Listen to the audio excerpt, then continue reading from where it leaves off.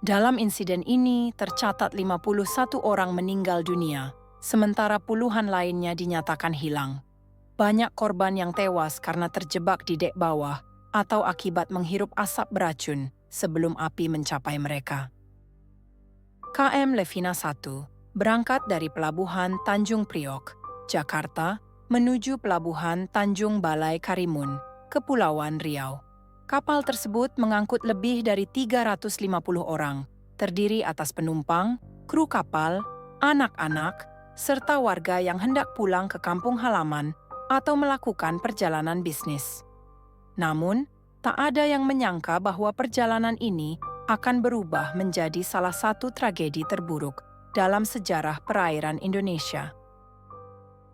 Menjelang fajar, sekitar pukul 5 pagi pada 22 Februari 2007, beberapa jam setelah kapal meninggalkan pelabuhan, kepulan asap tebal mulai terlihat dari dek bawah, tepatnya di bagian ruang kendaraan. Kepanikan mulai merebak ketika bau menyengat dari bahan yang terbakar menyebar ke seluruh bagian kapal. Sebagian penumpang yang terbangun oleh suara gaduh dan teriakan langsung berlarian mencari tahu apa yang terjadi.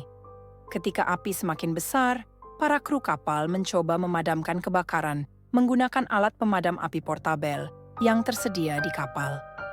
Namun, api terlalu cepat menyebar, diperparah oleh bahan-bahan mudah terbakar seperti bensin dan barang-barang lain yang disimpan di dek kendaraan. Pada titik ini, situasi mulai tak terkendali. Tanpa sistem pemadam kebakaran yang memadai dan minimnya pelatihan penanganan darurat, kapal berubah menjadi neraka terapung. Penumpang yang panik berusaha mencari pelampung atau benda apapun yang bisa membantu mereka bertahan di air. Namun, stok pelampung tidak cukup untuk semua orang di kapal. Banyak yang melompat ke laut tanpa persiapan, berharap bisa bertahan hidup. Di sisi lain, kru kapal terlihat bingung dan tidak memiliki koordinasi. Instruksi yang diberikan tidak jelas, dan sebagian besar penumpang harus bertindak atas inisiatif mereka sendiri. Banyak anak-anak dan orang tua terjebak di dek bawah, tak mampu melarikan diri dari api yang semakin mendekat. Sekitar pukul 7 pagi, berita tentang kebakaran KM Levina 1 mulai tersebar. Kapal-kapal nelayan dan kapal lainnya yang berada di sekitar lokasi langsung bergerak menuju lokasi kejadian untuk membantu evakuasi.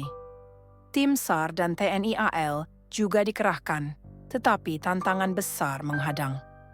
Asap tebal dan kobaran api menyulitkan mereka untuk mendekati kapal.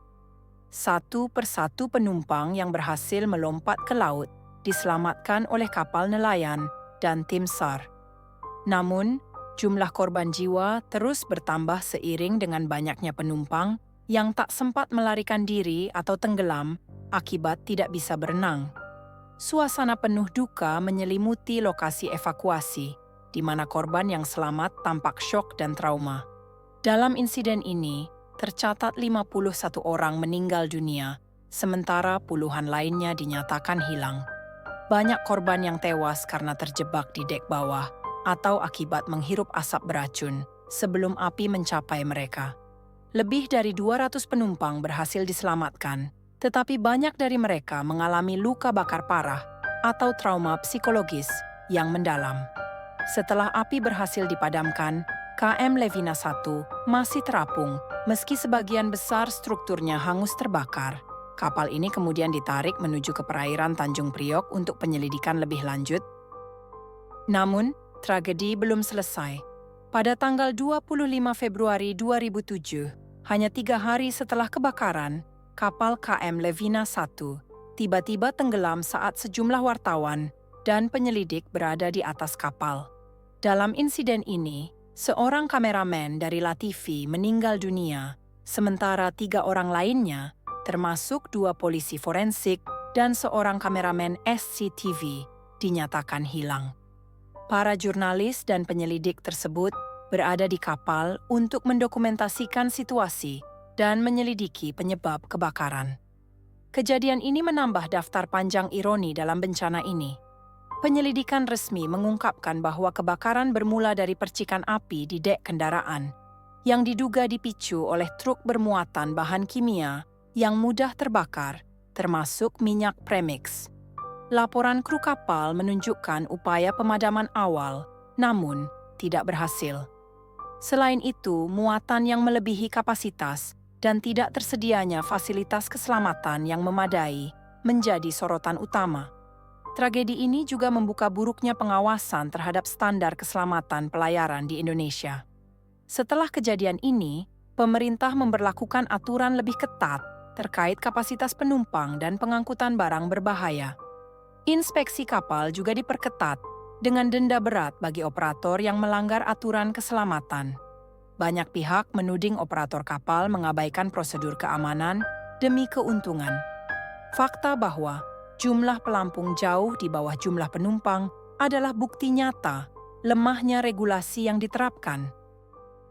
Tragedi KM Levina, satu meninggalkan luka mendalam bagi keluarga korban dan menjadi pengingat keras bagi otoritas pelayaran di Indonesia.